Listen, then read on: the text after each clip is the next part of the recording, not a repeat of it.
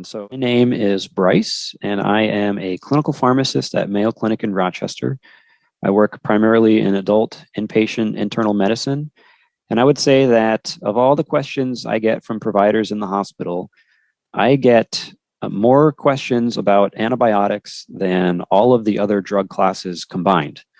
And so it seems fitting to do a talk about antibiotics at a board review conference. Given the sheer vastness of the number of antibiotics available, as well as the overlap in spectrum of activity and the redundancies inherent within the class. So it can be kind of confusing. So we'll try to hash some of these things out today in this talk. Before we dive into it, I just want to declare that I have no relevant financial relationships to disclose. And before we get into the trenches and talk about the individual drugs themselves, I just wanted to touch on some of these foundations of antimicrobial therapy. The first is that microbes are everywhere. Bacteria outnumber humans by some astronomical number, but interestingly, bacteria really only rarely cause infections, and only a small percentage are even known to be capable of pathogenesis. In fact, many bacteria live symbiotically with humans. They live on our skin, in our mouths, in our GI tracts, and they are required for our survival. For example, they help us to digest food. And lastly, because of this symbiotic relationship that we have with many bacteria, it's important to tailor and target our antimicrobial therapy so that we are targeting only the pathogenic bacteria and not disrupting the sort of ecology that we have within ourselves, and that we're maintaining this delicate balance and causing as minimal collateral damage as possible with antibiotics.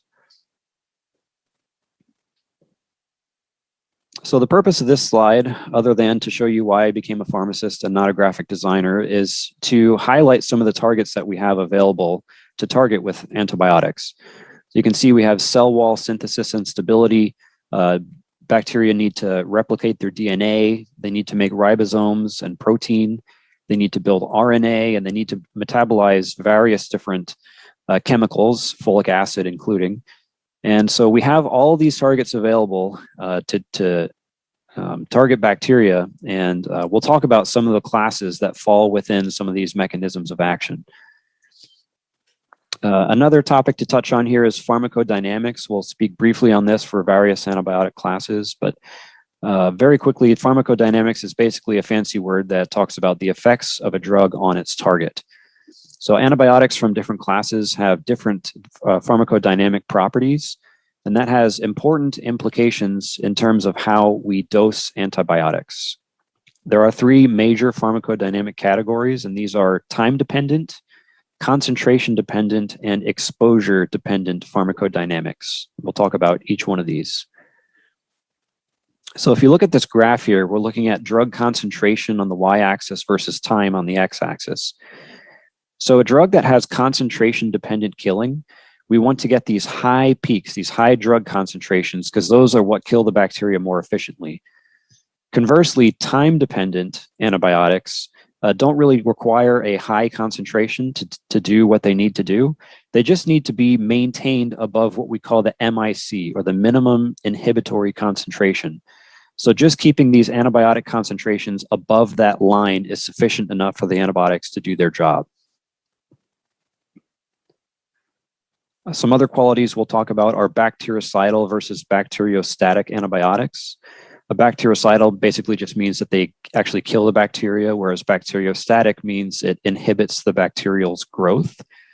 So this can be important to consider in a few situations. So consider immunocompromised hosts, those with malignancy, getting chemotherapy, or those who have had a solid organ transplant and are immunosuppressed, or patients with acquired immunodeficiency states like HIV.